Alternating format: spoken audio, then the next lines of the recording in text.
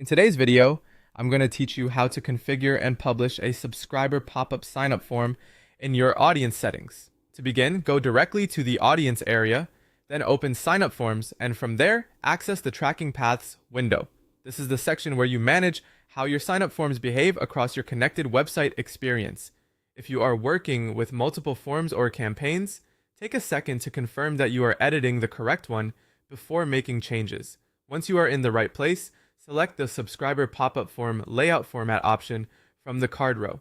This layout is specifically designed for capturing signups through a pop-up experience, so choosing the correct format here is important. When you select it, you are telling the system which type of form design you want to customize and control. Next, use the Layout Side button panel and the available view options to adjust the form's position and display style. This is where you can modify how the pop-up appears on screen. For example, you may switch between a slide and sidebar style and a center modal style, depending on the experience you want visitors to have. A slide-in can feel more subtle and less interruptive, while a center modal tends to attract more attention right away.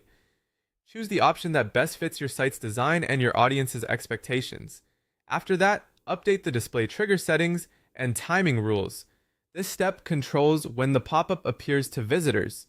You can set it to display after a delay, such as 5 seconds, or trigger it based on user behavior, like when someone reaches 50% scroll depth on a page. These settings are useful because timing can have a big effect on engagement. If the form appears too early, it may feel intrusive. If it appears too late, visitors may leave before seeing it. Try to match the trigger to the way people naturally move through your content. When everything looks right, click Save and Publish. This applies your active pop-up tracking configuration and pushes the updated script behavior across your linked web platforms. In other words, your changes will go live, so the form starts working with the new layout, position, and trigger rules you selected.